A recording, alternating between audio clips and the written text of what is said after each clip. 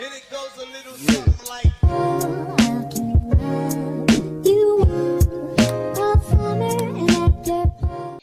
Assalamualaikum warahmatullahi wabarakatuh. Kita kembali lagi dalam pelajaran IPA untuk materi kelas 8, yaitu usaha dan pesawat sederhana bagian pertama. Usaha.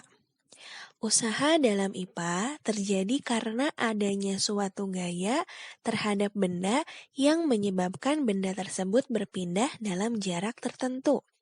Jadi, yang dimaksud usaha di sini adalah ketika ada suatu gaya bekerja pada suatu benda dan menyebabkan benda tersebut berpindah, maka dikatakan sebagai usaha. Misalnya nih, kalau kamu dorong meja, kemudian mejanya berpindah. Nah, itu bisa dikatakan sebagai usaha.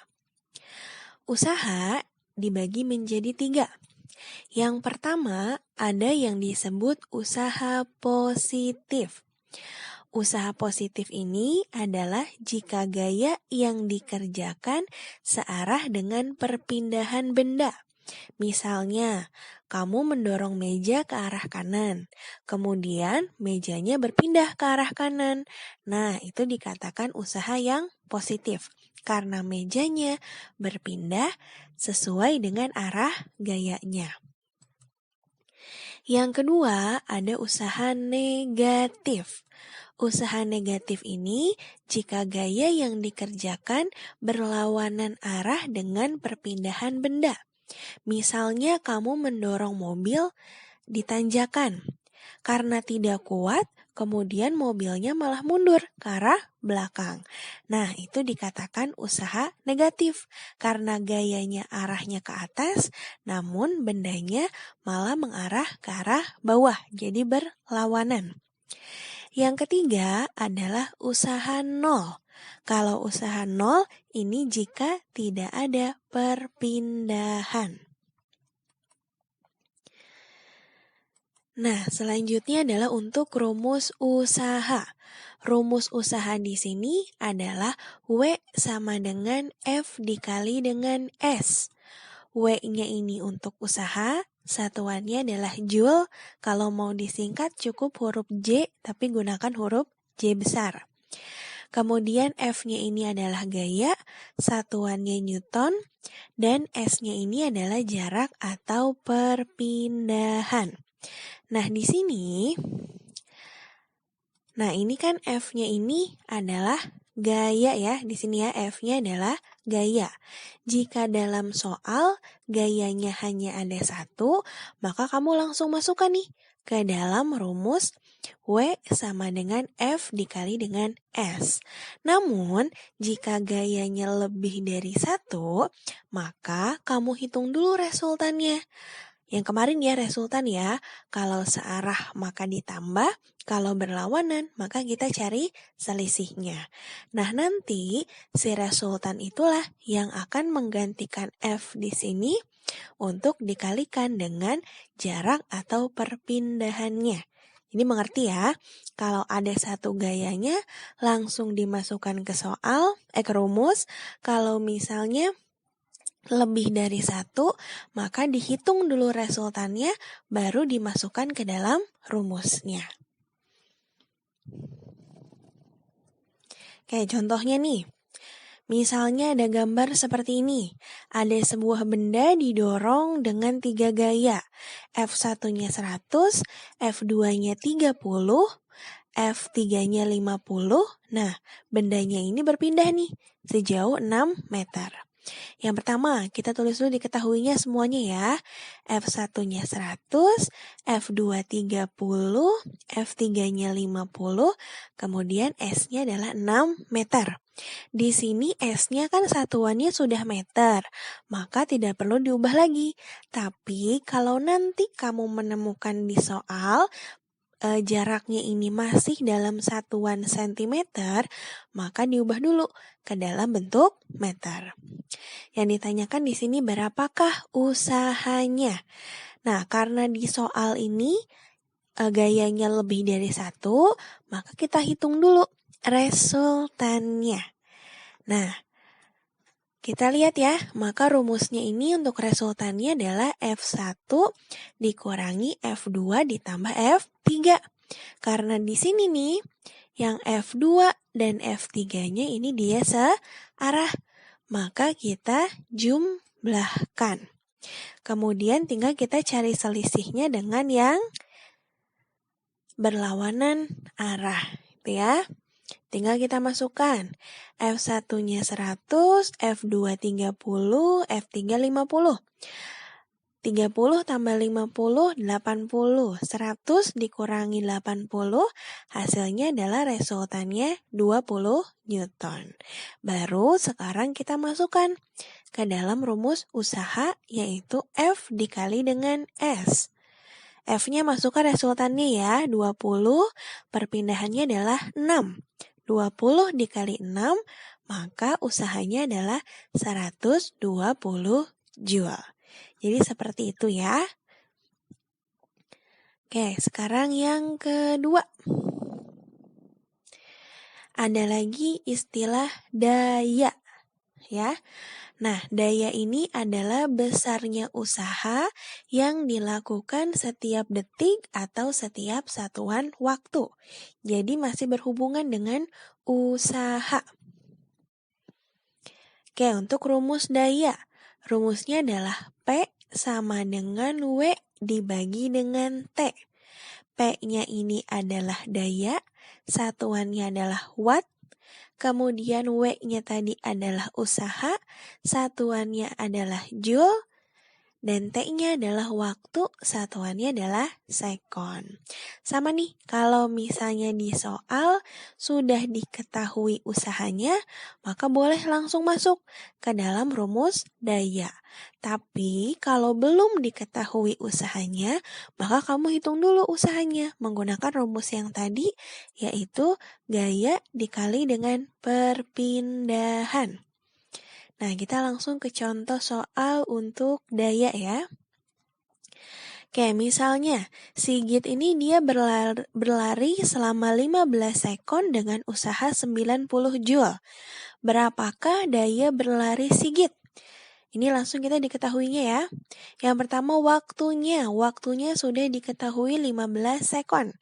Gak perlu diubah lagi karena sudah dalam bentuk sekon. Yang kedua usahanya adalah 90 Joule. Yang ditanyakan adalah P-nya atau dayanya. Ini udah diketahui ya dua-duanya ya. Maka tinggal kita masukkan ke dalam rumus yang tadi. P sama dengan W dibagi dengan T. Maka 90 kita bagi dengan 15, hasilnya adalah 6 watt. Jadi daya berlari si Sigit ini adalah 6 watt. Paham ya? Ini mudah ya. Oke, yang selanjutnya adalah pesawat sederhana. Pesawat sederhana ini adalah alat yang digunakan untuk memudahkan usaha manusia. Jadi bukan pesawat yang bisa terbang, tapi ini adalah alat yang sengaja digunakan untuk memudahkan usaha manusia. Nah, pesawat sederhana yang akan kita pelajari itu ada 3.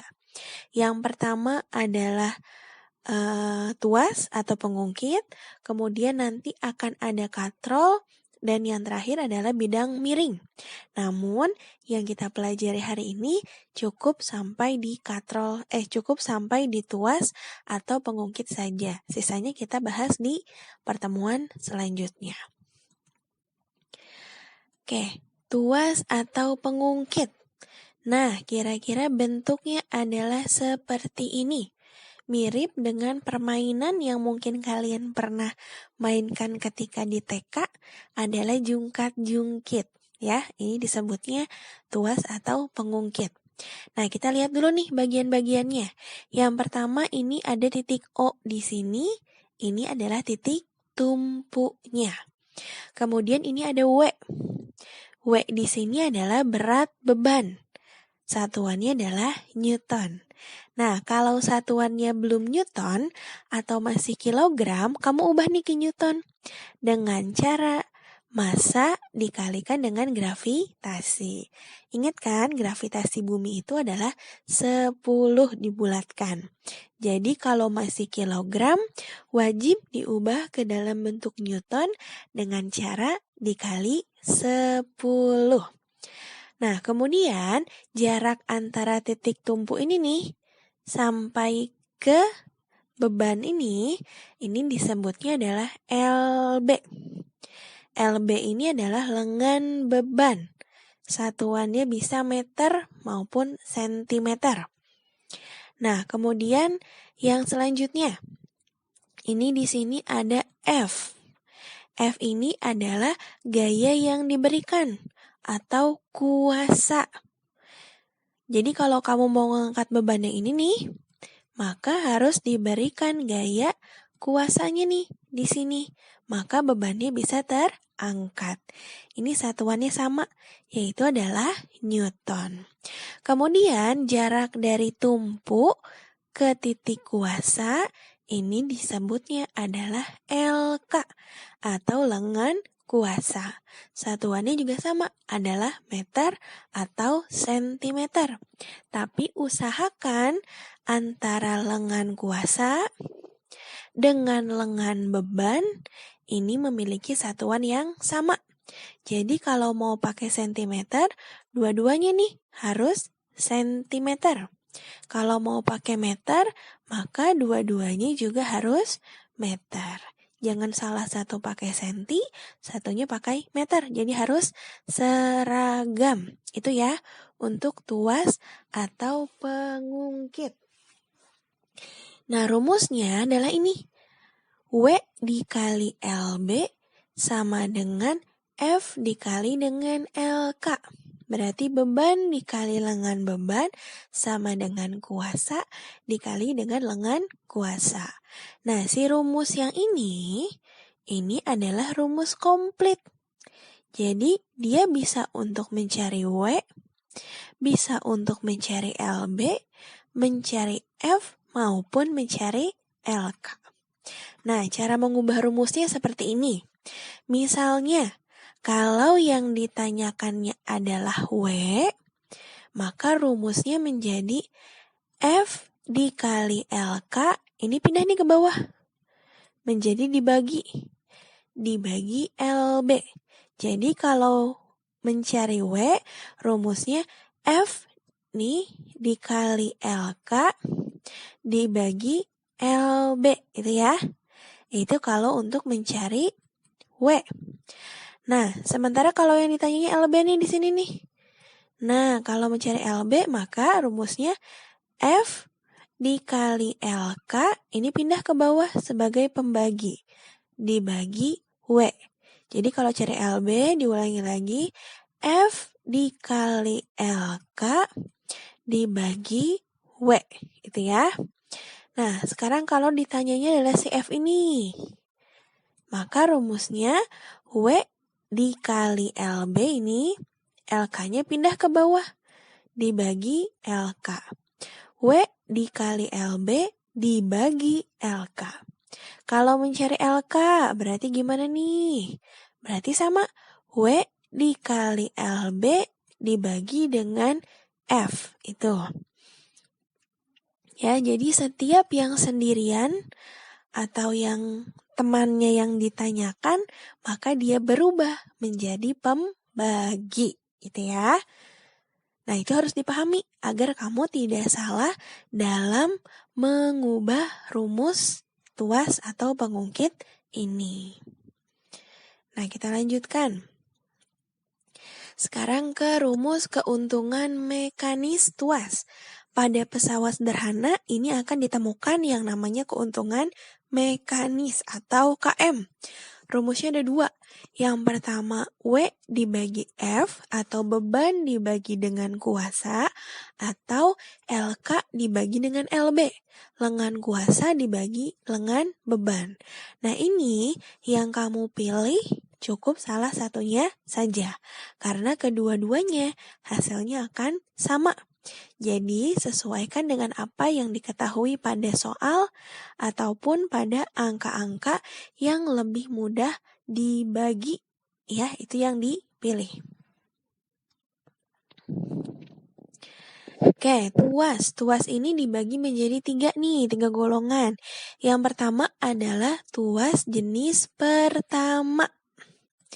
Nah, tuas jenis pertama ini, dia punya titik tumpunya nih, ada di tengah-tengah, di antara kuasa dan juga beban.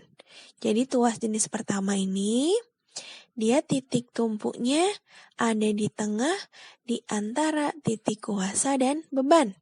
Contohnya adalah pada gunting kuku, gunting pemotong rumput nih. Kemudian ada tang, linggis, dan juga jungkit untuk contohnya. Yang kedua, ada tuas jenis kedua. Nah, kalau tuas jenis kedua ini, dia punya beban yang ada di tengah. Jadi bebannya ada di tengah, di antara titik tumpu dan juga titik kuasa. Ini kalau yang tuas jenis kedua. Untuk contohnya, dia ada alat pembuka tutup botol nih. Ada juga alat pemotong kertas, alat pemecah kemiri, dan juga pada gerobak beroda 1. Itu untuk contoh tuas jenis kedua. Nah, yang terakhir ada juga tuas jenis ketiga. Kalau pada tuas jenis ketiga ini, kita lihat yang ada di tengahnya ini adalah titik kuasa. Jadi titik kuasanya ada di tengah-tengah, di antara titik tumpu dan juga titik beban. Contohnya, ini pada sekop, pada staples ini atau hektaran ya, kemudian pada penjepit roti, dan juga pada pinset itu. Oke, sekarang kita ke contoh soal untuk tuas atau pengungkit. Nah, seperti ini. Yang ditanyakan adalah berapa lengan kuasa dan keuntungan mekanisnya. Oke, diketahui. Yang pertama, bebannya 480 Newton. Nah, yang ini ya. Ini adalah bebannya.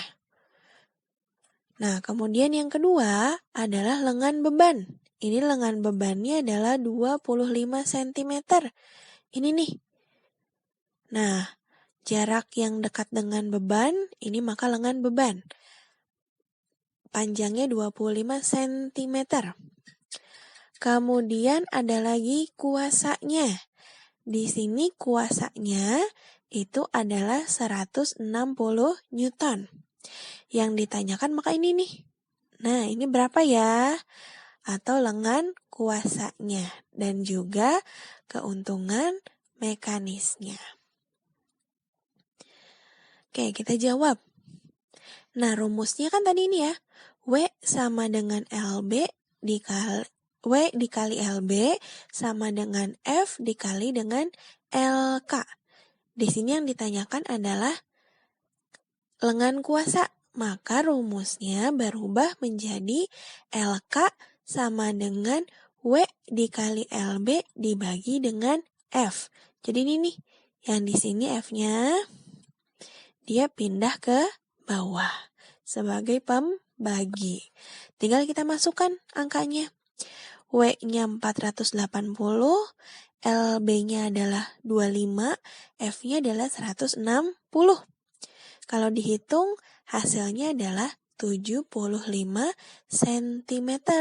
Jadi lengan kuasanya adalah 75 cm. Nah, yang terakhir adalah KM-nya. Tadi kan rumus KM ada 2 ya. Bisa W dibagi F atau LK dibagi dengan LB. Di sini kita pakainya ini aja. W dibagi dengan F. Tinggal dimasukkan. W-nya 480, F-nya adalah 160. Maka hasilnya KM-nya adalah 3. Kalau kamu mau pakai yang LK dibagi LB, boleh. Hasilnya juga akan sama. Nah, kemudian biasa terakhir kita ada latihan soal ya. Yang pertama, ini adalah untuk menghitung usaha. Ini lihat nih di soalnya nih. Ini ada gayanya nih, berpindah 3 meter. Maka bisa langsung ya. Kemudian yang kedua, ini adalah soal untuk menghitung daya. Usahanya juga sudah ada. Nah, yang terakhir adalah untuk tuasnya. Ini yang ditanyakan adalah berapa kuasanya dan juga keuntungan mekanisnya. Persis tadi ya, seperti pada contoh soal. Tapi jangan lupa di sini yang ditanyakan adalah kuasanya. Jadi kuncinya adalah pada mengubah rumus yang tadi W dikali LB sama dengan F dikali dengan LK. Oke, kalau selesai pembelajaran IPA kita hari ini, berarti di minggu depan kita akan membahas pesawat sederhana yang lainnya ya, yaitu katrol dan juga bidang miring. Tetap semangat meskipun belajar dari rumah, semoga video ini bisa membantu kalian untuk memahami pembelajaran. Sampai berjumpa lagi di minggu depan. Assalamualaikum warahmatullahi wabarakatuh.